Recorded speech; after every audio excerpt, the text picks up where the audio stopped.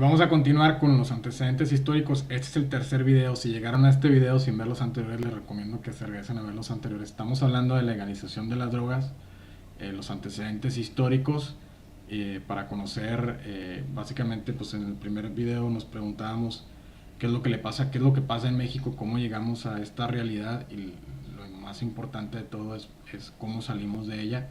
El primer video, pues hablamos de empezamos a hablar de los antecedentes históricos. En el último video hablamos de la prohibición de la marihuana, del antecedente de prohibición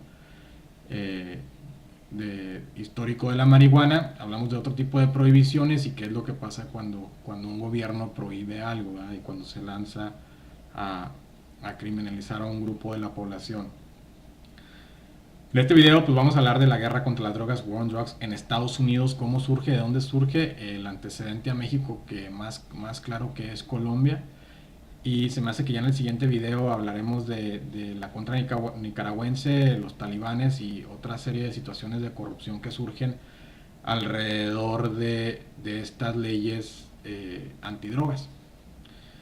Bueno, el War on Drugs o la guerra contra las drogas surge en Estados Unidos a partir de 1973, cuando Richard Nixon crea la DEA, que es el Drug Enforcement Agency, que es básicamente la secretaría o la agencia que se dedica a hacer cumplir las leyes antidrogas. Y antes de la DEA existía el Buró de Narcóticos, algo así se llama, o se llamaban así, surgido desde como 1930 y tantos, de la década de los 30, 1937 me parece.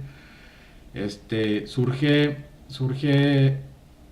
este departamento, vamos a llamarlo así, pero pues no se dedicaba básicamente a penalizar ningún tipo de consumo ni nada, sino es hasta 1973, que precisamente por eso se llama la DEA como se llama, era para hacer cumplir las leyes antidrogas. Entonces, bueno, ya en Estados Unidos desde entonces empieza a haber una persecución al uso ya no solamente de marihuana, sino también ya incluían otras drogas como cocaína y otras drogas provenientes de los opiáceos, como la heroína, y también estaba enfocada en términos de persecución minoritaria, específicamente para mexicanos, negros y asiáticos. Entonces, bueno, entre otras cosas surge la DEA, siempre ha estado muy relacionado con la creación de leyes, precisamente por ser Estados Unidos el mercado más grande de consumo de drogas en el mundo. Cuando Estados Unidos crea una ley, la repercusión en el resto del continente pues es de que aumenta la violencia o crecen los cárteles. Algo pasa, siempre hay una relación a todas las determinaciones que toma Estados Unidos, porque regularmente pues todas las determinaciones en materia de ley van a repercutir al resto del continente. Y así pasó, por ejemplo, con Colombia. Colombia y México son países que están muy relacionados. ¿Qué pasó en Colombia? Escribí en uno de los primeros artículos que escribí acerca de los antecedentes históricos, lo hice en Facebook hace 8 meses. Se llama así, Colombia, el antecedente a México. Entonces, ¿por qué? Porque es importante entender de dónde venimos para responder esa segunda pregunta que nos hacemos de cómo llegamos a la violencia actual en México. Bueno, pues hay que entender los antecedentes históricos. En Colombia, lo que pasó, Colombia era el principal y siempre ha sido el principal proveedor de cocaína de Estados Unidos. Cuando se crea la DEA en 1973 hasta 1984, mediados de los 80, hasta que entra Ronald Reagan en función de su mandato, básicamente fue crecer y crecer y crecer y crecer. Los cárteles colombianos, así como los cárteles de marihuana de México, iban creciendo, los cárteles colombianos también crecieron a convertirse por más o menos lo que son los cárteles de la droga actuales en México.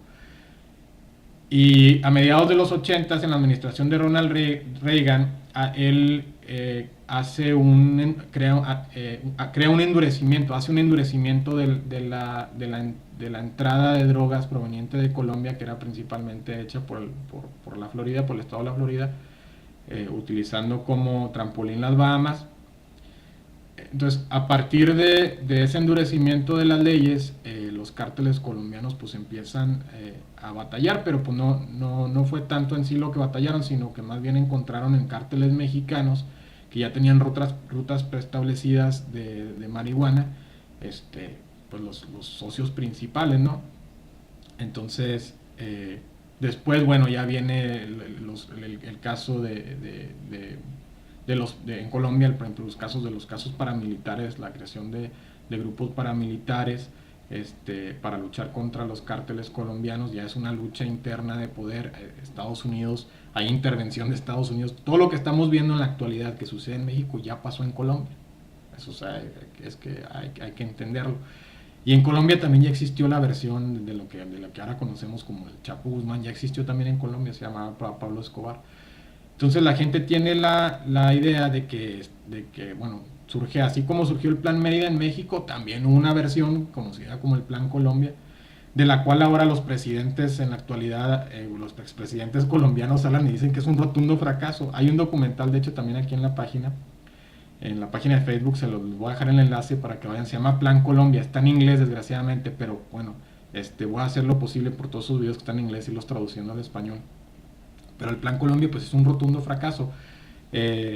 Colombia sigue siendo el productor número 1 de cocaína en el mundo a 40 años de haber creado la DEA en Estados Unidos. Y ahora lo que pasa es que la violencia no acabó en Colombia. O sea, la gente tiene la idea de que los cárteles en Colombia desaparecieron, y lo único que pasó fue de que el poder de los cárteles en Colombia fue traspasado a México. O sea, los cárteles no se destruyen, los cárteles se reestructuran, los cárteles surgen en otros lugares, los cárteles se traspasan, el poder de los cárteles es traspasado. Eso es muy importante entenderlo, porque mientras haya consumo, pues va a haber quien les venda. Mientras haya consumo de drogas, va a haber quien les venda, y en Estados Unidos pues es el principal consumidor de drogas. No es cierto que en Colombia hicieron nada. Colombia sigue siendo productor de cocaína, el primer productor de cocaína en el mundo. Es el antecedente a México. Les dejo el enlace para que lo lean, lo que había yo escrito. Si gustan investigar de otras fuentes también, vean el Plan Colombia, el documental de Plan Colombia. Voy a buscar inclusive a ver si está en español. Y bueno, hablamos también de dónde surge el poderío de los cárteles mexicanos, ¿no? Entonces, bueno, en el siguiente video vamos a hablar de la corrupción de todas estas agencias, que al final de cuentas pues, es nada más llegar a la conclusión de que toda esta guerra pues es una farsa, es una mentira muy bien contada. Vamos a hablar de la contra nicaragüense, de los talibanes, inclusive pues bueno, de las cosas más recientes que han pasado, que ha sido el caso del Rápido y Furioso, y de la CIA y de todas estas agencias de la misma DEA que se han corrompido, y que se han corrompido al narco. Voy a tratar de hacer el video ahorita mismo, y voy a subir y ahorita en un momento continuamos con el resto ya para terminar los antecedentes históricos. Mando un saludo y ahorita nos vemos más al ratito.